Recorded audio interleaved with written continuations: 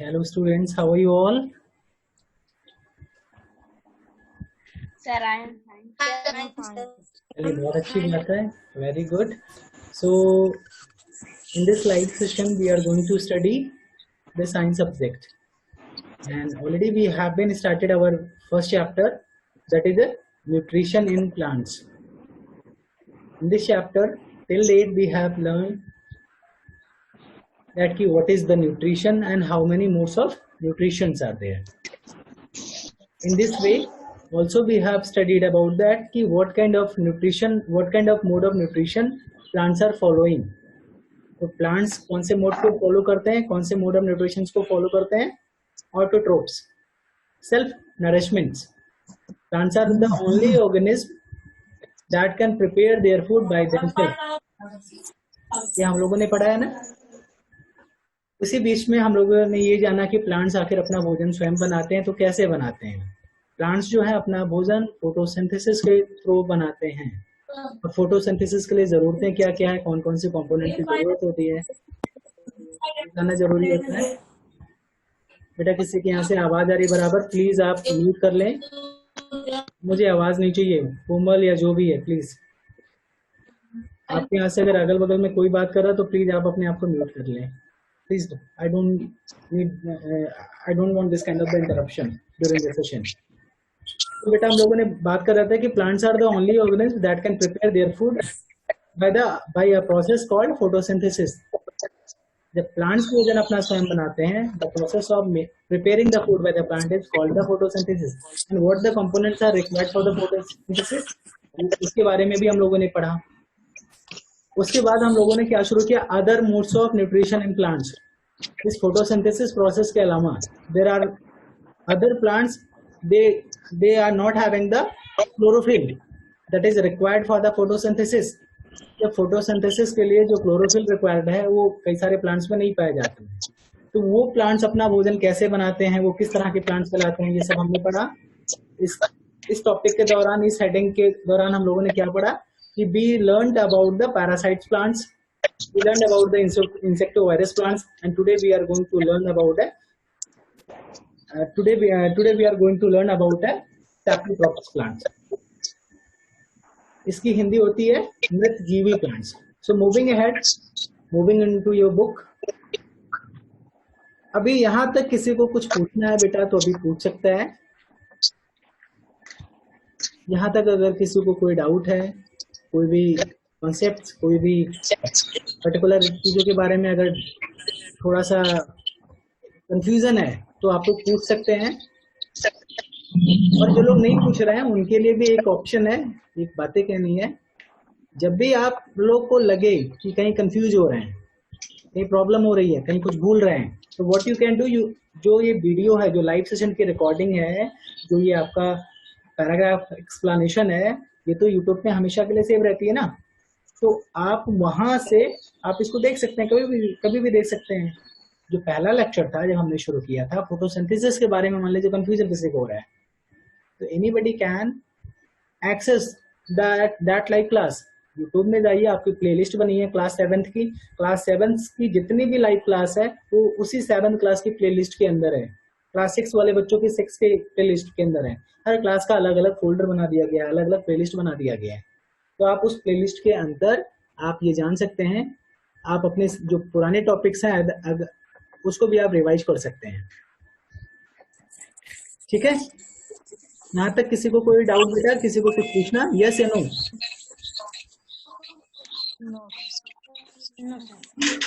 आगे चलें बेटा. अब other modes of nutrition in plants हम लोगों ने शुरू किया था.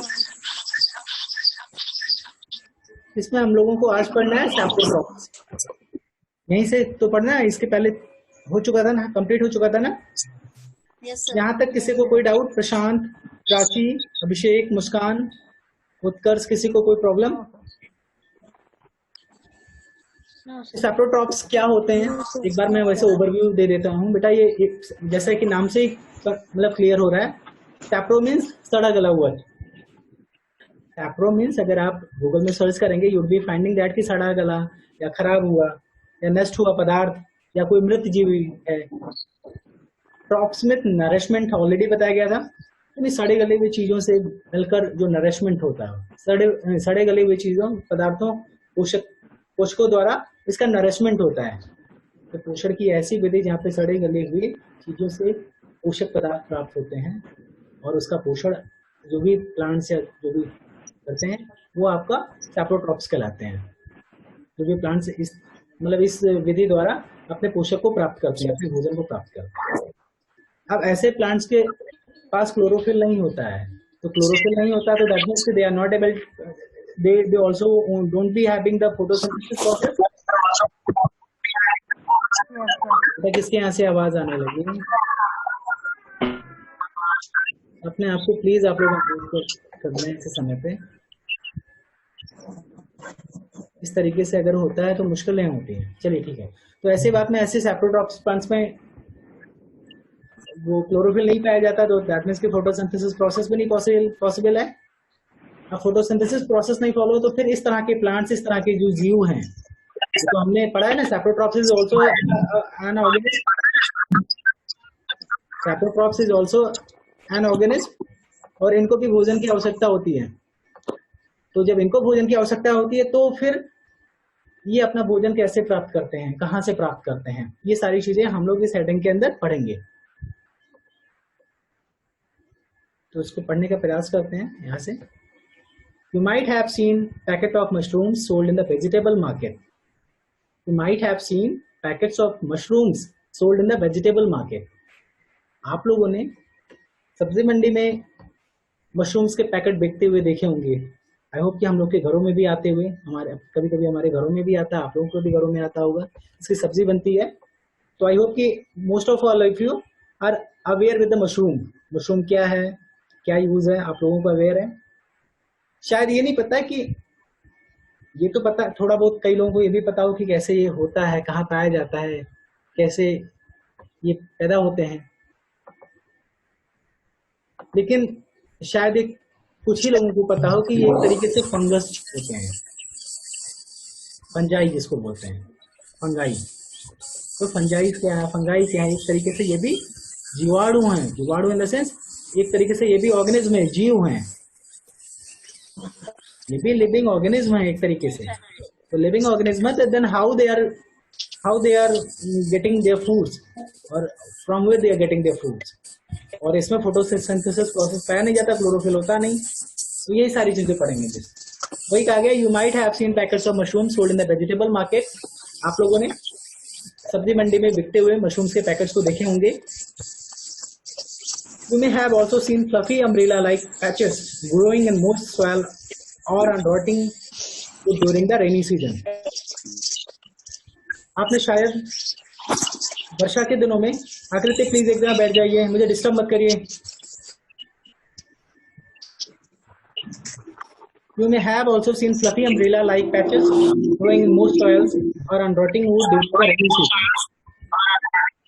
बेटा किसी के यहाँ पे अनाउंसमेंट हो रहा है, ये कौन है जो रोड पे जिसका घर है उसके यहाँ पे अनाउंसमेंट हो रहा है। I can figure out here कि who is doing this kind of activity. किसको समझ में नहीं आ रहा है म्यूट अनम्यूट का मतलब? मुझे यहाँ पे बिल्कुल क्लियरली पता चल जाएगा। मैं एक एक को म्यूट करूंगा, मैं तुरंत पता चल जाएगा कि कौन जो एक ऑनलाइन क्लासेस के लाइव क्लासेस के पैटर्न को कौन नहीं फॉलो कर रहा है।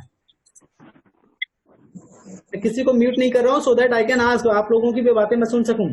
लेकिन अगर किसी एक की वजह से 10 डिस्टर्ब होंगे तो ये गलत है। मुझे म्यूट ना करना पड़े, इस चीज को ध्यान रखिएगा। काव्यांशु आप रोड पे हैं, मुझे आपसे, आपके यहाँ से बिल्कुल आवाज नहीं चाहिए। आप अपने आप को म्यूट ही कर लीजिए, आपका नाम लूंगा तब आप बोलिएगा। आकृति आप भी यही करिए, आपके यहाँ से भी ज्यादा आवाज आती है तो आप भी अपने आप को म्यूट कर लीजिए। आपको मैं क्वेश्चन ही नहीं करूंगा जल्दी, जब आपका नाम पूछूंगा बोलूंगा तब उसके बाद आपको जवाब करूंगा। मुझे आवाज नहीं चाहिए आपके यहाँ से। किसी के यहाँ पे और भी अगर ऐसी कोई दिक्कत है तो अपने आप को म्यूट कर लें। मैं इधर से म्यूट नहीं किसी को करना चाह रहा हूँ। You may have also seen fluffy umbrella-like patches growing in moist soils or on rotting wood during the rainy season. वर्षा के दिनों में आपने कुछ ऐसे पदार्थ जो सड़े, जो खराब होने वाले पदार्थ हों, या लकड़ियों में आपने कुछ छत्ते, छाता की तरह दिखने वाले कुछ संरचनाएं आपने देखी होगी, या कोई ऐसे पदार्थ जो सड़ने वाले होंगे, खराब होने वाले हों, नष्ट होने वाले हों, उसमें भी जैसे कि ब्रेड की पैकेट ही दिखा रहे हैं, तो भी आप 2-4 दिनों के लिए छोड़ देंगे तो ये भी सड़ने वाली चीज है। तो यहाँ पे भी छत्ता नुमा या कुछ ऐसे कुछ संरचनाएं आपको दिखने लगेंगी 3-4 दिनों में। ये एक्चुअली में ये एक तरीके के जो सड़े गए, जो आपको इस तरह की संरचनाएं दिखती हैं, ये एक तरीके के से ऑर्गेनिज्म है। एक तरीके के नहीं, ये ऑर्गेनिज्म है ही, ये भी एक जीवाणु है, ये भी एक जीव है।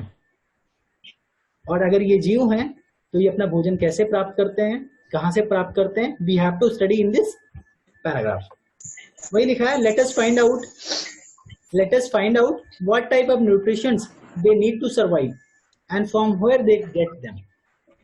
लेट अस फाइंड, आइए पता करते हैं, आइए जानते हैं, what type of nutritions they need, किस तरह का न्यूट्रिशंस, किस तरह का भोजन की इनको आवश्यकता होती है टू सर्वाइव, जिंदा रहने के लिए, and from where they get them, और कहां से ये प्राप्त करते हैं, कहां से ये ऐसे न्यूट्रिशंस को प्राप्त करते हैं।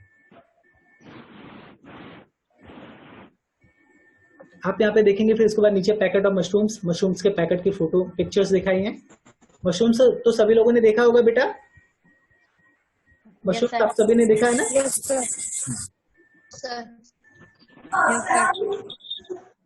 मशरूम के बारे में फिलहाल ये कैसे भोजन अपना प्राप्त करते हैं, ये सारी चीजें जानने के लिए एक एक्टिविटी के थ्रू हम लोग जानते हैं। और एक्टिविटी क्या हम लोग अपने घरों पे भी कर सकते हैं, ये बहुत इजी एक्टिविटी है। हाँ, एक चीज है कि थोड़ा सा कमी खल सकती है, माइक्रोस्कोप। फिलहाल देखते हैं क्या है इस एक्टिविटी में। Take a piece of bread and moisten it with the water. आपको क्या करना है, एक ब्रेड का एक टुकड़ा लेना है, एक पीस लेना है और उसको भिगो करके पानी में भिगो लेना है। Thereafter leave it in a moist warm place for 2 or 3 days और until fluffy patches appear on them. Leave it in a moist and warm place. इसको क्या करना है, फिर उसके बाद इस भीगे हुए टुकड़े को, भीगे हुए ब्रेड के एक जो टुकड़ा है उसको किसी गर्म, वार्म यानी उष्ण या गर्म और नमी वाली जगह पे रखना है 2 से 4 दिनों के लिए। 2-3 दिनों के लिए नहीं, 2 से 3 दिनों के लिए, या फिर इतने दिनों के लिए जब तक उस पर कुछ आपको संरचना है, जिस तरीके की बताया ना, अम्ब्रेला की तरह जो है फ्लफी वो पैचेस ना दिखाई देने लगे। जब आपको पैचेस दिखने लगे, जब वो संरचनाएं आपको दिखने लगे, दिखेंगे तो कैसे दिखेंगे, what is the colour of beach patches, आपको इस पैचेस के कलर को आपको ऑब्जर्व करना है, ठीक है। Observe the patches under microscope. अब फिलहाल मैं आपको यहाँ पे बता दे रहा हूँ कि पैचेस के कलर किसी भी कलर के हो सकते हैं, ग्रीन भी हो सकते हैं, रेड भी हो सकते हैं, व्हाइट भी हो सकते हैं, ठीक है। अब इसको फिलहाल जब आप देखेंगे, ऑब्जर्व करेंगे इस पैचेस को अंडर ए माइक्रोस्कोप और ए मैग्नीफाइंग ग्लास। माइक्रोस्कोप बेटा होता है सूक्ष्मदर्शी, मैग्नीफाइंग ग्लास मतलब जो कई बार हम लोगों ने, अगर आप लोग को ध्यान होगा कि छोटे बच्चे एक्चुअल में कई बार क्या करते हैं, दूरबीन होता है ना, फेयर्स में से खरीदते हैं, मेला में से देखते हैं, छोटी चीजें बड़ी दिखाई पड़ती है, दूर वाली चीजें पास में दिखाई पड़ती है। एक्चुअल में वो कहीं ना कहीं उसी तरीके का ही पार्ट है। लेकिन मैग्नीफाइंग ग्लास अगर साइंटिफिक बेहतर माइक्रोस्कोप लेंगे तो बहुत ही छोटे से छोटी चीजें बहुत ही स्पष्ट दिखेंगी। मैग्नीफाइंग ग्लास के थ्रू भी आपको दिखेंगे। तो जब मैग्नीफाइंग ग्लास या माइक्रोस्कोप के थ्रू आप देखेंगे इस पैचेस को, ये जो संरचनाएं बनी रहेंगी, जो ब्रेड के ऊपर जो धब्बे बन जाते हैं, उसको जब आप देखेंगे तब आपको क्या करना है, write down your observation in the notebook. जो भी ऑब्जर्व करें, जो भी आपको दिखें, वो आपको अपने नोटबुक में लिखना है। You will see cotton like threads spread on the piece of bread. सामान्यतः आपको क्या दिखेगा, आपको रुई के धागों की तरह कुछ संरचनाएं आपको दिखेंगी उस ब्रेड पे। और ये संरचनाएं कुछ नहीं, वही आपका जीवाणु है, जीव है।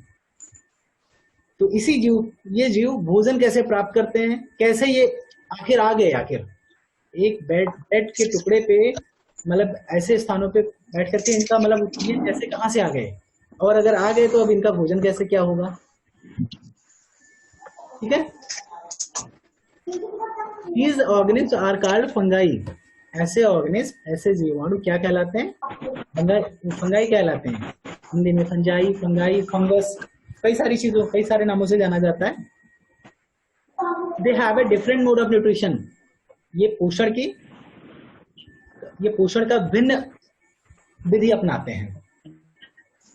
They observe the nutrition from the bread. क्या करते हैं, they observe the nutrition from the bread. जो ये ऐसे जीवाणु जो ब्रेड के थ्रू जो न्यूट्रिशन होते हैं उसको ऑब्जर्व करते हैं।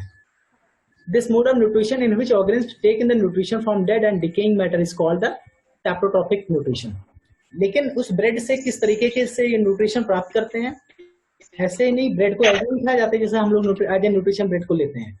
एक्चुअली में जो भी ऐसे पदार्थ जो सड़े गल जाते हैं वो मतलब खराब होने लगते हैं, नष्ट हो जाते हैं, या कोई मृत पदार्थ है या कोई सड़ा गला हुआ पदार्थ है, तो ऐसे पदार्थों को इसलिए मतलब डाइजेस्टिव जूसेस के थ्रू इसको एक डिकेइंग मैटर में चेंज कर देते हैं। डिकेइंग मैटर मतलब एक घुलनशील एक घोल में परिवर्तित कर देते हैं और फिर इनको ऑब्जर्व कर जाते हैं। तो यह विधि जो यह विधि है दिस मोड ऑफ न्यूट्रिशन, यह विधि in which organism take in nutrition from dead and decaying matter, जहां पर ऑर्गेनिज्म अपना न्यूट्रिशन किसी मृत पदार्थ या सड़े गले हुए पदार्थों से प्राप्त करता हो, इन ए डिकेइंग मैटर मतलब घुलनशील पदार्थ में प्राप्त करता हो, इस तरह की विधि सैप्रोट्रॉपिक न्यूट्रिशन कहलाती है, मृत जीवी पोषण कहलाती है। Such organisms with saprotropic mode of nutrition are called the saprotrophs.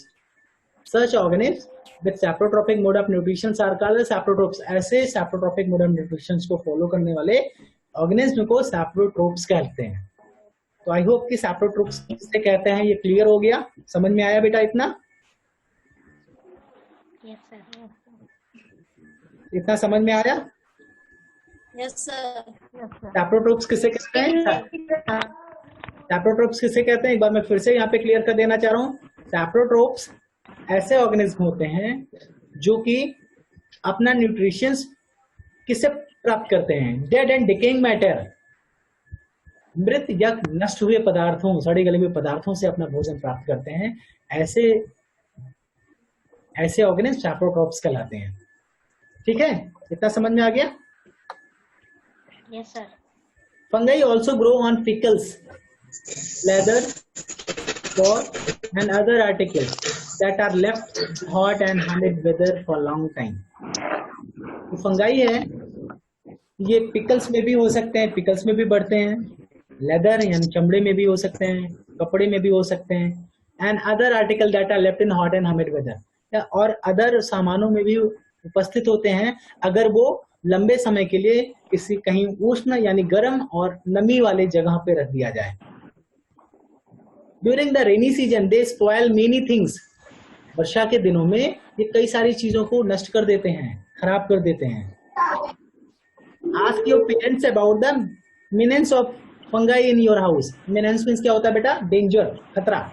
Ask your parents about the danger, ask your parents about the menace of the fungi in your house. आप अपने पेरेंट्स से फंगाई से होने वाले नुकसान, fungi से होने वाले फंगस से होने वाले खतरों के बारे में डिस्कस कर सकते हैं।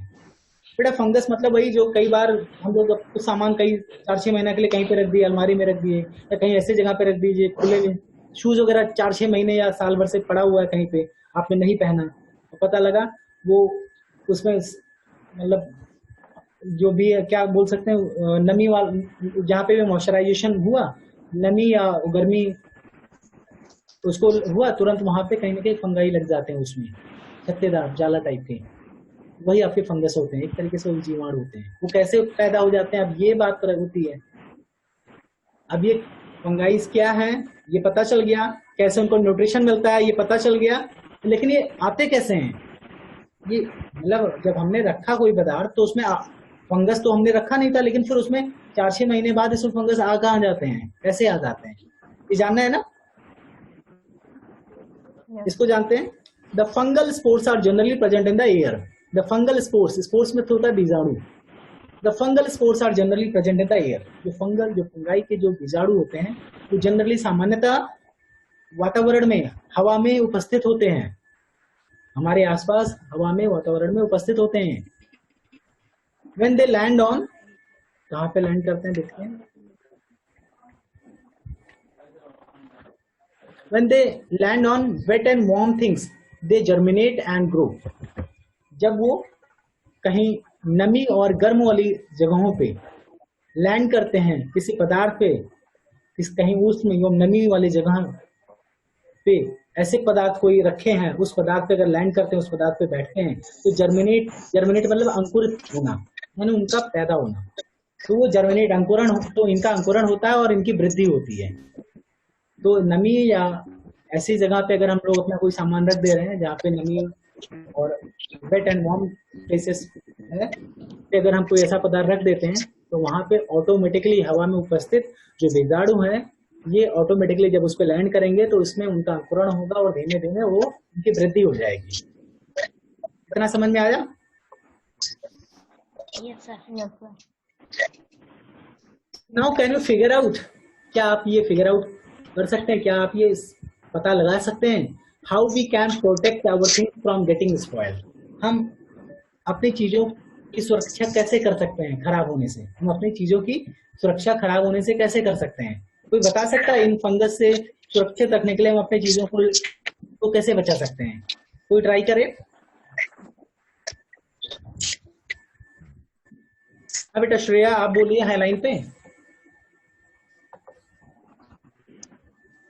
प्राची आप बोलिए।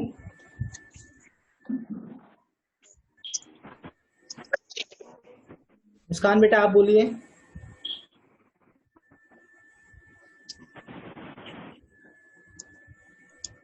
किसी को भी नहीं आवाज सुनाई पड़ रहा, जिसको भी आवाज सुनाई पड़ रहा है वो बोले।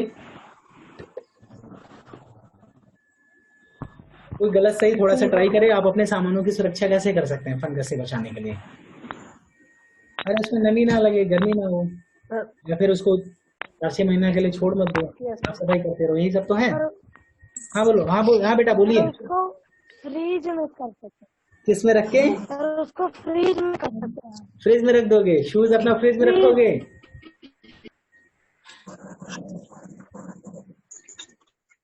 शूज अपना फ्रिज में रख दोगे? इलेक्ट्रिसिटी कितना बिल आ जाएगा? बहुत महंगी विधि आप बता रहे हैं, इतने में तो सामान खरीद लाओगे दूसरा। बेटा उसको पॉलिथीन वगैरह में रख सकते हो जहाँ पे आपको नमी ना जाए, ठीक है, मॉइस्चराइजेशन ना हो। ऐसा होता है ना, अपने स्कूल में प्रिंटर रखा है, उसमें पैकेज है, वो टूनर है, वो कहीं ना कहीं मुझे पॉलिथीन में पैक करके रख देना पड़ता है वर्षा के दिनों में, खराब हो जाते हैं मॉइस्चराइजेशन के कारण। फिलहाल यही सब तरीके हैं, आप अपने घरों में डिस्कस करिएगा आपके मम्मी पापा क्या करते हैं, फिर बताइएगा, ठीक है।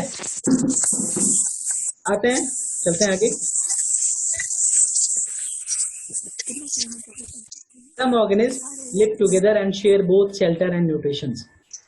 कुछ ऑर्गेनिज्म ऐसे होते हैं जो साथ में रहते हैं, दूसरे ऑर्गेनिज्म के साथ में रहते हैं और एक दूसरे को आश्रय तथा भोजन एक दूसरे के साथ बांटते हैं। This relationship is called the symbiosis. ऐसे रिलेशनशिप, ऐसे दो जीवाणुओं के बीच में जो रिलेशनशिप फिर होता है उसको क्या कहते हैं? समजीवी, सिम्बायोसिस, सिम्बायोटिक, सॉरी सिम्बायोसिस, थोड़ा सा मैं कुछ और करने लगा था। Some organism live together and share both shelter and nutrition. कुछ ऐसे ऑर्गेनिज्म होते हैं जो दूसरे ऑर्गेनिज्म के साथ में रहते हैं और उनके साथ अपना भोजन एवं अपने आश्रय दोनों को शेयर करते हैं, आपस में एक दूसरे के साथ बांटते हैं। And this relationship is called the symbiosis. और ऐसे में इन दोनों जीवाणुओं के बीच में, इन दोनों ऑर्गेनिज्म के बीच में जो रिलेशनशिप होता है उसको सिम्बायोसिस कहते हैं, उसको सहजीवी संबंध कहते हैं। For example, certain fungi live inside the roots of plants. Example के लिए, उदाहरण के लिए, कुछ फंगाई ऐसे होते हैं जो रूट्स ऑफ प्लांट्स के रूट्स में रहते हैं। प्लांट्स के रूट्स में रहते हैं तो फिर क्या करते हैं, कैसे वो सिम्बायोसिस रिलेशनशिप बनाते हैं? Actually the plants provide nutrition to the fungus. Fungus के पास अपना अपना खुद का तो क्लोरोफिल होता नहीं उसके पास, तो that means they also don't have in the photosynthesis process. अपना भोजन ये स्वयं बना तो सकते नहीं है, तो फिर ये क्या करते हैं, ये फंगस को न्यूट्रिशन जो है वो प्लांट्स के थ्रू मिलता है। प्लांट्स जो है उस फंगस को न्यूट्रिशन प्रोवाइड करते हैं एंड इन रिटर्न, और बदले में क्या लेते हैं? The fungus provides water and certain nutrition. बदले में जो फंगस होते हैं वो प्लांट्स को वाटर, रूट्स के पास में रहते हैं और रूट्स के थ्रू ही वाटर ऑब्जर्व किए जाते हैं, तो फंगस की सहायता से जो वाटर होते हैं और थोड़े बहुत न्यूट्रिशंस जो जरूरत होती है पौधे को, प्लांट्स को, वो प्लांट्स और वाटर वो न्यूट्रिशंस और वाटर को प्लांट्स तक पहुंचाने में मदद करते हैं फंगस। ठीक है। इन ऑर्गेनिज्म कॉल्ड लाइकेंस, लाइकेंस नाम के ऐसे ऑर्गेनिज्म, लाइकेन नाम के ऑर्गेनिज्म कहा गया, इन ऑर्गेनिज्म कॉल्ड लाइकेंस, लाइकेंस नाम का एक ऑर्गेनिज्म है, एक जीव है जहां पे क्लोरोफिल कंटेनिंग पार्टनर, जहां पे दो जीव रहते हैं।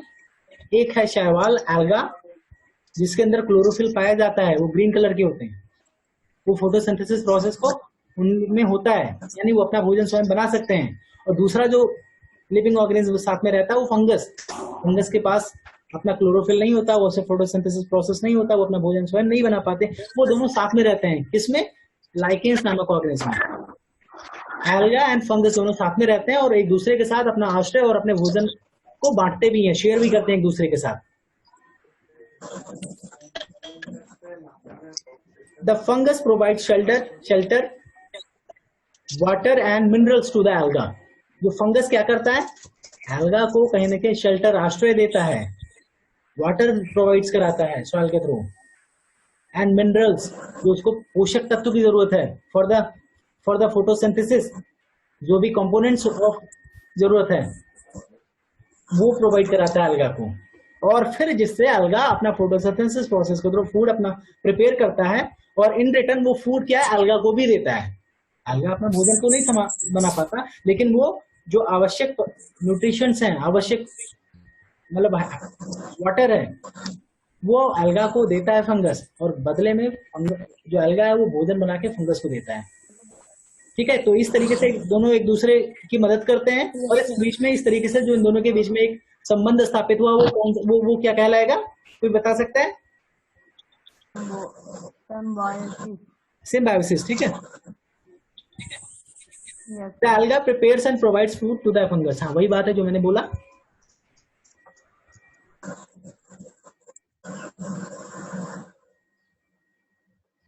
ठीक है, तो फिलहाल इसमें तो यही है इतना। तो उसके बाद नया टॉपिक आपका शुरू हो रहा है। तो फिलहाल सैप्रोट्रॉप्स क्या होते हैं समझ में आया बेटा? ये सैप्रोट्रॉप्स क्या होता है, सिम्बायोसिस क्या होता है, ये दो चीजें आपने पढ़ा आज।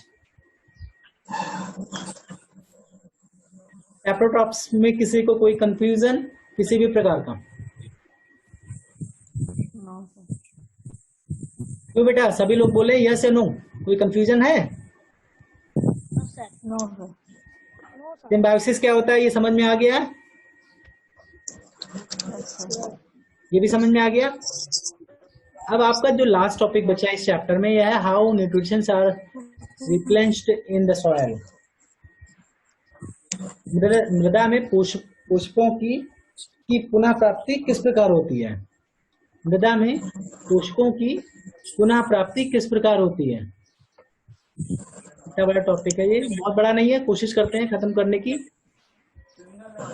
Have you seen farmers spreading manures or fertilizers in the field? बेटा मैन्योर मीन्स क्या होता है? खाद होता है। फर्टिलाइजर्स मीन्स उर्वरक, एक तरीके से खाद उर्वरक। हम अपने उर्वरक मतलब यूरिया हो गया, ऐसे खाद लाते हैं, ये सब भी खाद या उर्वरक कहलाते हैं। लेकिन कहीं ना कहीं जो हम लोग जो गोबर या अदर ऐसी चीजें हैं वो उसको भी तो खाद बोलते हैं। हाँ, तो have you seen farmers spreading manure and fertilisers in the field? क्या आपने हम लोग तो गाँव में रहता है, हम लोगों ने जरूर देखा होगा। हम लोगों ने यह देखा है कि जो फार्मर्स हैं वो मैन्योर और फर्टिलाइजर्स यूज करते हैं, स्प्रेड करते हैं, छींटते हैं फील्ड में, अपने खेतों में छींटते हुए देखा है कि नहीं? आप लोगों ने हो सकता है दो लोग खुद भी ट्राई किया हो, कभी किया है कभी किसी ने? और gardeners use them in lawns और इन पॉट्स। या तो जो माली होते हैं वो अपने लॉन्स में यूज करते हैं, क्या यूज करते हैं? फर्टिलाइजर्स या मैन्योर, या पॉट्स में यूज करते हैं, गमले में। Do you know why this is done? क्या आपको पता है ये ऐसा क्यों होता है? किसी को पता है आप लोगों में? क्यों अभिषेक, पता है आपको why this is done? To make the soil fertile and give the maximum amount of nitrogen to the plant. चलिए, आपने यानी बुक्स पढ़ा है पहले से ये टॉपिक? वैसे रीडिंग किए थे। चलो बहुत अच्छी बात है, बहुत अच्छी बात है पूरा नहीं इसके लिए। पढ़े थे, थोड़ा सा जी। नहीं पूरा भी पढ़ लिया करो, बहुत अच्छी बात है, ये अच्छी आदतें हैं। You learn that plants observe minerals and nutrition from the soil. हम लोगों ने ऑलरेडी पढ़ा है कि जो प्लांट्स है वो अपने मिनरल्स और न्यूट्रिशन कहाँ से ऑब्जर्व करते हैं, सॉइल से, मिट्टी से ऑब्जर्व करते हैं। So their amounts in the soil keep on the declining. तो इसका मतलब जो न्यूट्रिशंस और जो मिनरल्स होते हैं वो मिट्टी में उसकी मात्रा तो धीमे धीमे कमी होती जाती है ना भाई। प्लांट्स खाते उस न्यूट्रिशंस और मिनरल्स को जब जमीन से लेते रहेंगे तो फिर उसकी मात्रा जमीन में कम होती जाएगी ना। तो फिर क्या होता है, fertilisers and manures contain nutrition such as nitrogen, potassium, phosphorus etcetera. जो फर्टिलाइजर्स होते हैं या मैन्यूअर्स होते हैं वो न्यूट्रिशंस, किस तरह के न्यूट्रिशंस, जो पौधों द्वारा जो आवश्यक न्यूट्रिशंस है, आवश्यक कंपोनेंट ऑफ फूड है, जैसे कि नाइट्रोजन है, पोटेशियम है, फास्फोरस है, जो कि पौधों के लिए आवश्यक न्यूट्रिशंस है, ये फर्टिलाइजर्स और मैन्यूअर्स में पाया जाता है। These nutrients need to be added from time to time to enrich the soil. ऐसे में जो सॉइल को इनरिच करने के लिए, सॉइल की उर्वरक शक्ति को बढ़ाने के लिए हमें समय समय पर ऐड किया जाना चाहिए। हम लोग ऐड करते हैं सॉइल में, मिट्टी में, इसीलिए हम लोग खाद बोते हैं, ठीक है, जो उर्वरक मतलब अपने खेतों में छींटते हैं या बोते हैं, ठीक है। We can grow plants and keep them healthy if we can fulfill the nutrition requirement of the plants. अगर प्लांट्स की जो न्यूट्रिशन रिक्वायरमेंट है उसको अगर हम फुलफिल करते रहेंगे, प्लांट्स की न्यूट्रिशन रिक्वायरमेंट क्या है, वो मृदा से मिलती है यानी भूमि से मिलती है, तो भूमि में वो समय समय पे कम होती जाती है, तो उसको हम नाइट्रोजन, फास्फोरस या पोटेशियम के रूप में यानी खाद के रूप में हम उसमें मिलाते रहते हैं। फिर ऐसे में जो प्लांट्स की रिक्वायरमेंट है वो बराबर पूरी होती रहती है, और इस तरीके से हम प्लांट्स को हेल्दी रख सकते हैं और जिससे उनमें वृद्धि हो। तो ये बात समझ में आई कि हम लोग खाद या उर्वरक क्यों यूज करते हैं, क्यों बेटा, सभी को समझ में आई ये बात? Yes, sir. Usually crop plants absorb a lot of nitrogen and the soil become deficient. Usually crop plants absorb a lot of nitrogen and the soil becomes deficient in nitrogen. Actually usually क्या होता है, सामान्यतः crop plants observe a lot of nitrogen. जो crop plants होते हैं, जो फसल होते हैं, वो बहुत सारे नाइट्रोजन को ऑब्जर्व करते हैं फ्रॉम द सॉइल, और ऐसे में जो सॉइल होता है and the soil becomes deficient in nitrogen, ऐसे में सॉइल में नाइट्रोजन की संख्या बहुत कम होती जाती है यानी खत्म होने लगती है। यू लर्न दैट, आपने पढ़ा है कि दो यद्यपि nitrogen gas is available in plenty in the air, आप लोगों ने ये पढ़ा है, यद्यपि आपने पढ़ा है, पहले पढ़ा है या मैंने बताया भी है कि नाइट्रोजन गैस है वो एयर में हमारे सराउंडिंग में ऑलरेडी उपलब्ध होती है in the form of gases. इसी चैप्टर में ही बताया गया था ये बात ना। But plants can not use it in the manner of they can use carbon dioxide. जो लेकिन जो प्लांट्स हैं वो कार्बन डाइऑक्साइड जैसे स्टोमेटा के थ्रू प्राप्त कर लेते हैं, यूज कर लेते हैं, उस तरीके से नाइट्रोजन का यूज नहीं कर सकते हैं। तो फिर कैसे करते हैं, दे need nitrogen in a soluble form. उनको क्या चाहिए, उनको नाइट्रोजन जो है वो बिलीय पदार्थ के रूप में चाहिए, मतलब घुलनशील पदार्थ के रूप में चाहिए। और घुलनशील क्या होता है, जब हम मिट्टी में डालते हैं पानी वगैरह या सीड वगैरह, जो उसकी नमी मृदा की है उसे लेकर के वो घुलनशील पदार्थ में, मतलब घुलनशील सोल्यूशन में वो बदल जाती है जो खाद है, उर्वरक है। और ऐसे में वाटर के साथ में जो नाइट्रोजन या जो भी इस तरह की न्यूट्रिशन है जो प्लांट्स है वो ऑब्जर्व कर लेता है। क्या होता है, they need nitrogen in a soluble form, उनको नाइट्रोजन चाहिए घुलनशील पदार्थ के रूप में। The bacterium called rhizobium can take atmospheric nitrogen and convert it into a usable form. क्या होता है, मृदा में, मिट्टी में ही एक बैक्टीरिया, एक मतलब जीवाणु होता है, मतलब ऑर्गेनिज्म रहता है जिसको राइजोबियम नाम का एक जीवाणु रहता है, जिसका काम ही है, जो क्या करता है, जो एटमॉस्फेरिक नाइट्रोजन को, जो एटमॉस्फेयर में नाइट्रोजन होते हैं उसको यूजेबल फॉर्म में यानी घुलनशील पदार्थ में, घुलनशील सोल्यूशन में कन्वर्ट कर देता है। But rhizobium can not make its own food, but लेकिन राइजोबियम अपना भोजन स्वयं नहीं बनाता। तो अपना भोजन कैसे प्राप्त करते हैं, so it often lives in the roots of grams, peas, moong, beans and other legumes and provides them with nitrogen.